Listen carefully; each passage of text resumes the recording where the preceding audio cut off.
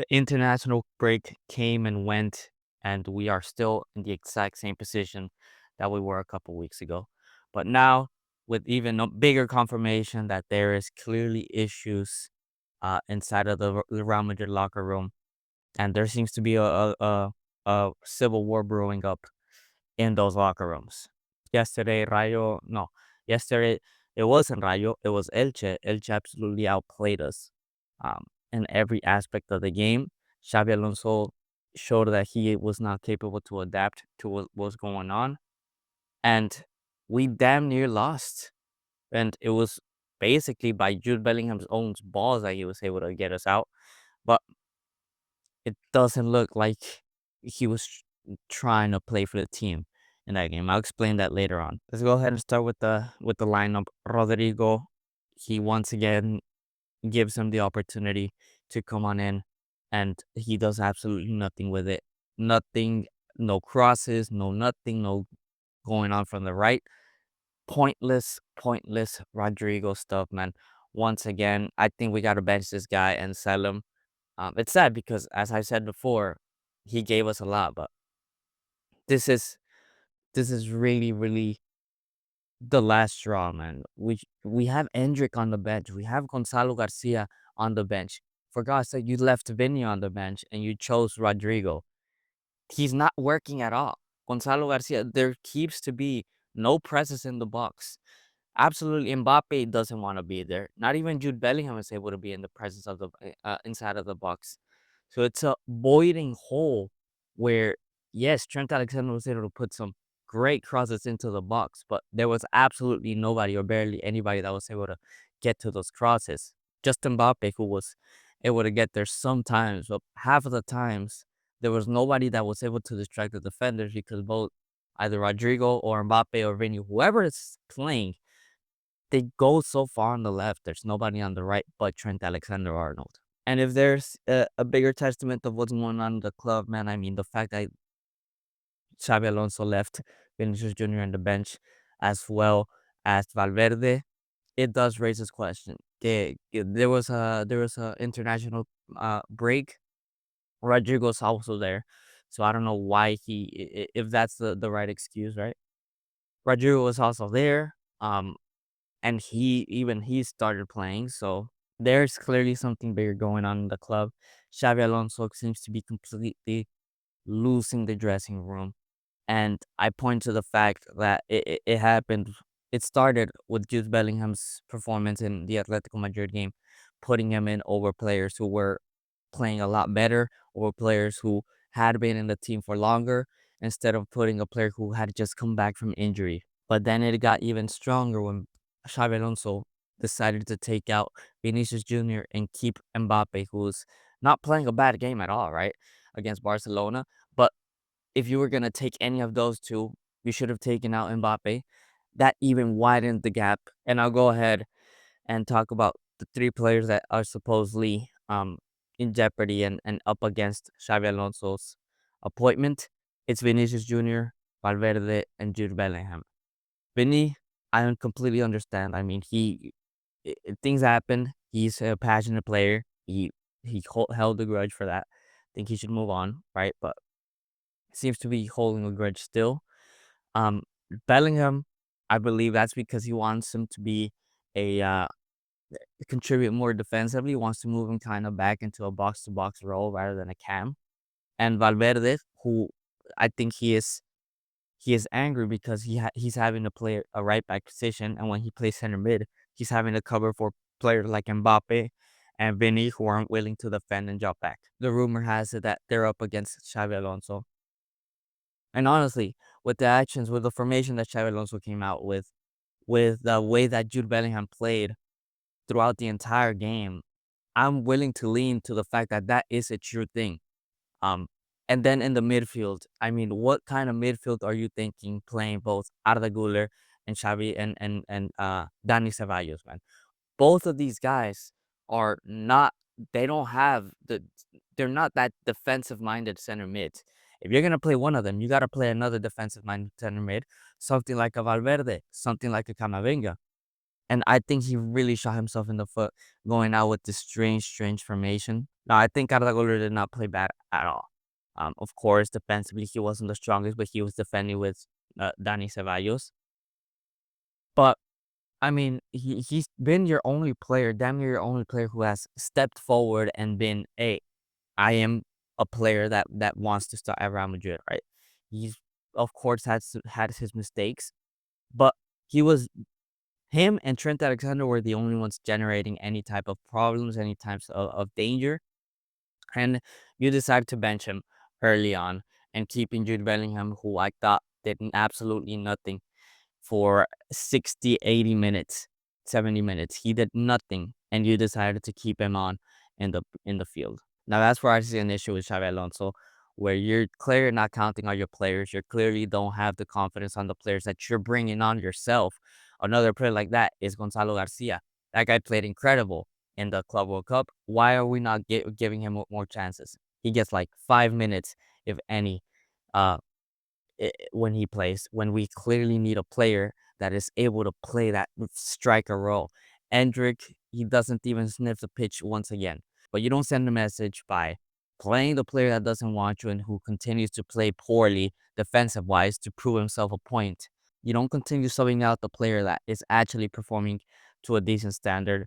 You don't continue you don't continue playing a player who has done absolutely nothing like Rodrigo and shadowing Endrick and Gonzalo Garcia, two players that when they've come in, they've shown that they can play that striker role, a role that you clearly everybody can see that it's gaping in the Real Madrid uh, offense. So yeah, Xavi Alonso seems to be shooting himself in the foot. Um, I don't want him to get sacked because I do think that there seems to be a level of spoilage, right?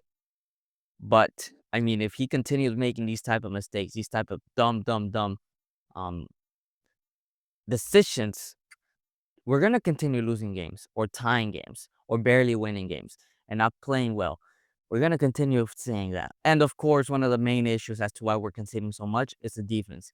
Today we had a bunch of youngsters played at three back. Dean Huijsen has continued to look extremely shaky.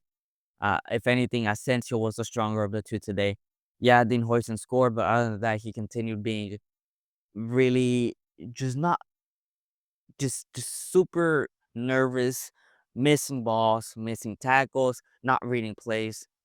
And we really need Militao and Rudiger, man, because I think we threw Dean Huijsen way too far, and there's clearly talent on this guy. He showed it in the Club World Cup, but we gotta take a step back. I'm sorry, and and let him learn from players like Rudiger. Let him learn from players like Militao from the bench. Yeah, one of the major factors is that our defense is so young.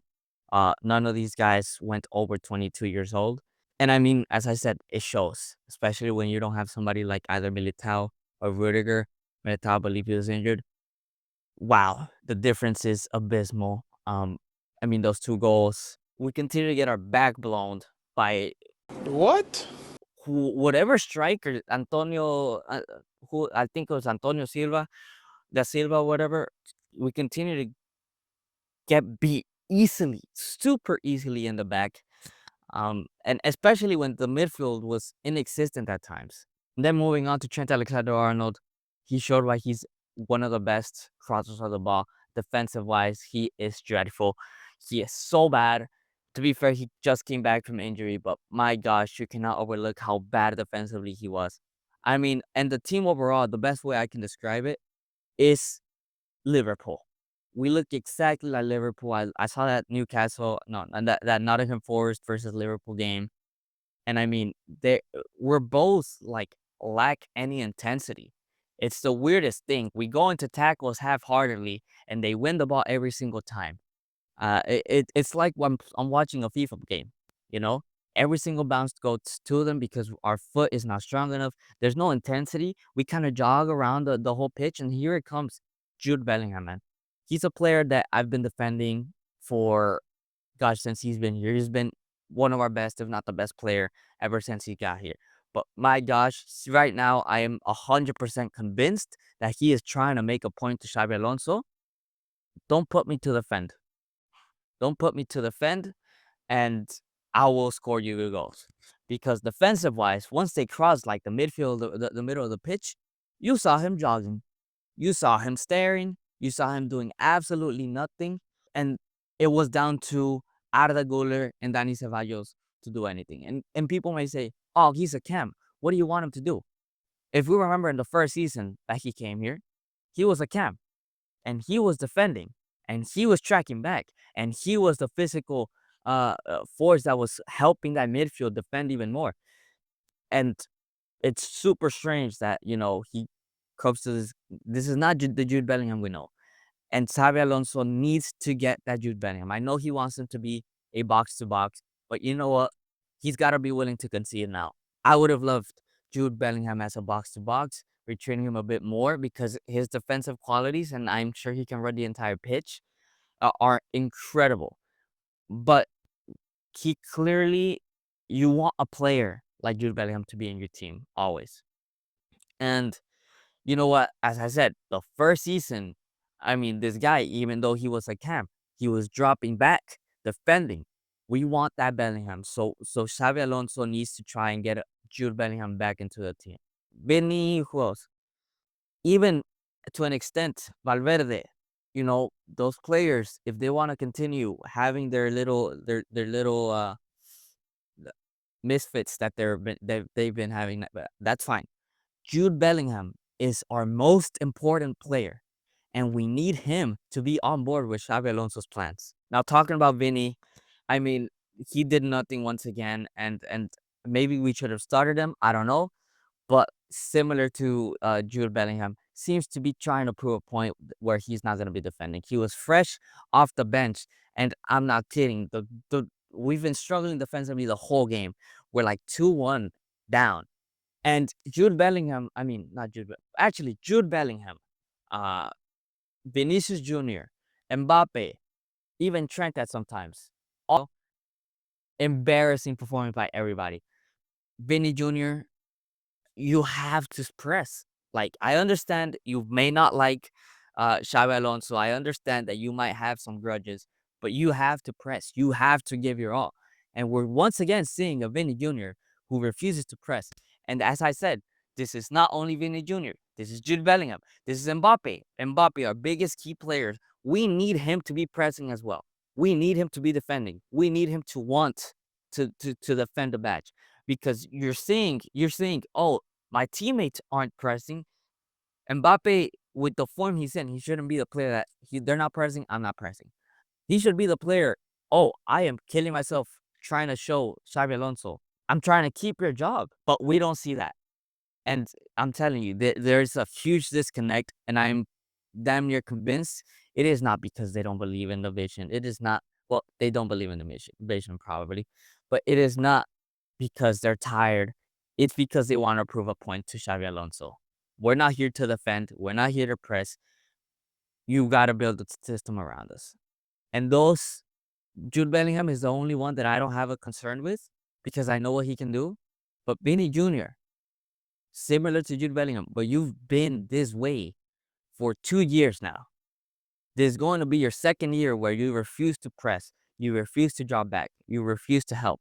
To finish everything off, man, Xabi Alonso has damn near lost the entire plot. These players have no intensity, they have no desire, they have no want. Uh, and as I said, my biggest concerns are the way Jude Bellingham and even Valverde are starting to play. Players who would give their all for the shirt are starting to not care as much, not defend as much, and overall the team seems to be regressing from the Ancelotti era, which I thought would be impossible. So yeah, Xabi Alonso's not going to get sacked soon. I believe he still has time till probably January to fix things, but he needs to build some big bridges that he clearly has uh stumbled upon. And I think Jude Bellingham's an easy one to build a bridge across. And Valverde, I think they're the most feasible options to rebuild stuff. But Vinny is gonna be very difficult to get back and buying into this team.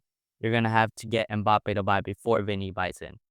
So um yeah, 2-2 versus Elche. I hope you guys enjoyed, and I'll see you guys on the next one.